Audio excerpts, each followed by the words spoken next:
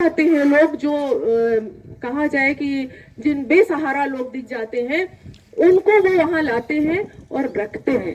उनको फिर टीवी के माध्यम से, सोशल मीडिया के माध्यम से दिखाते हैं कि ये किसके परिवार के हैं। जो इनके परिवार के वो यहाँ आकर के उनको ले सकते हैं। ऐसे ही एक केस था, एक व्यक्ति के पास वो लोग गए, बड़ी लंबी लंबी दाढ़ी और जटाएं थी और वो वहां हमेशा बैठे ही रहता था। 20 साल से उसी तरह की स्थिति में था, आसपास के लोगों ने बताया। और जब उसके पास ये लोग गए तो वो एकदम से गुस्सा होने लगा, क्यों आए हमारे पास, क्यों हमारे पास, भागो हमारे पास से। फिर कुछ लोगों ने बताया कि व्यवताओं क्यों कह रही, बहुत बड़े अधिकारी थे एक जगह। फिर पीछे गए तो पता चला कि किसी ने इनको वहां पर एक चांटा मारा था और उसके बाद से उनकी मनोदशा कुछ बिगड़ गई। बाद में इन लोगों ने इनको पकड़ा, लोगों के सहयोग से गाड़ी में ले गए बंद करके, और वहां अपने जहां पे उन्होंने एक बना रखा है ऐसा सहारा देने का, वहां ले गए। उनसे धीमे धीमे बात करी। पहले तो वो दौड़कर किलोमीटर तक भागते ही रहे, ये लोग भी पीछे भागते रहे। और फिर जब उनकी दाढ़ी वगैरह सब कटवाई, उनको समझाया, सब किया, उनको भोजन कराया, आपको कोई यहाँ मारेगा नहीं। और तब उनको वो लगा, एक विश्वास जगा। और वो व्यक्ति जो 20 साल से सड़क पर ऐसे ही पड़ा था, एक अच्छे इंसान के कारण उसके जीवन में बदलाव आता है और वो अपने परिवार से मिलाने के लिए उन्होंने सोशल मीडिया पे ये डाला है। तो वो बच्चे भी, कोई इंजीनियर है, कोई बड़े बड़े पदों पे है, मगर वो सारे बच्चे एक अच्छाई के साथ जुड़े हुए थे। तो उन्होंने सोचा हम समाज में कुछ अच्छा करें।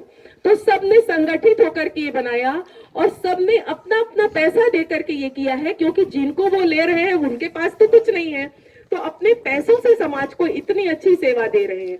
इसको सुनने के बाद कैसा लगता है, कैसा लगता है? अच्छाई हमारे अंदर जागृत होती है ना, कि हमें भी संवेदनशील होना चाहिए। सिर्फ हमको हमसे, हमारे घर से मतलब नहीं होना चाहिए। मनुष्य क्या है? एक सामाजिक प्राणी है। क्यों कहा गया सामाजिक प्राणी है? लोग कहते हैं हमसे क्या मतलब, हम तो समाज में कहीं जाते नहीं। तो इसका मतलब वो सामाजिक है ही नहीं।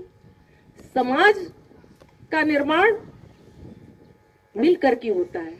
एक व्यक्ति तो अकेला एक इकाई है, मगर जब वो सब संगठित हो जाते हैं, मिल जाते हैं, तो समाज का निर्माण होता है। हमको समाज से वास्ता है, रखेंगे तभी समाज हमसे वास्ता रखेगा।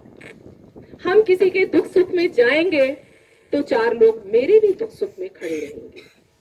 तो हमको संवेदन शून्य नहीं बनना है, संवेदनशील बनना है।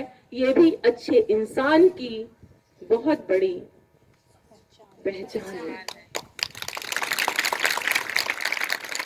मैं अपने जीवन की एक घटना बताती हूँ। मैं कैरियर पे ज्यादा बात नहीं करूंगी, मैडम करेंगी।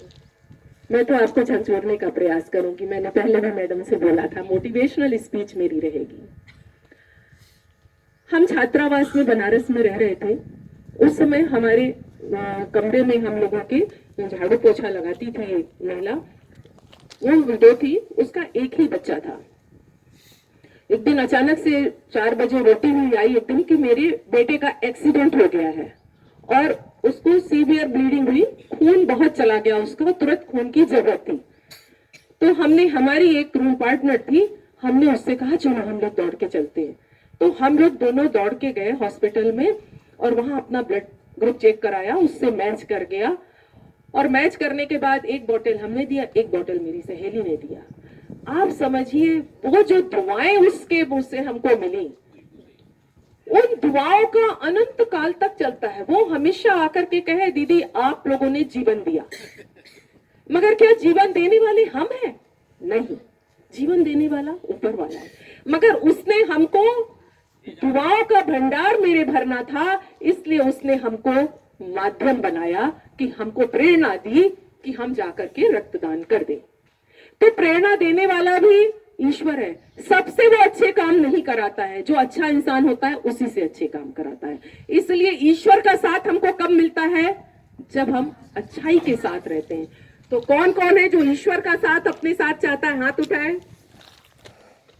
सभी चाहते हैं। तो इसके मतलब इस संस्थान का हर बच्चा अच्छाई के साथ आगे अग्रसरित होगा और एक नई पहचान यहाँ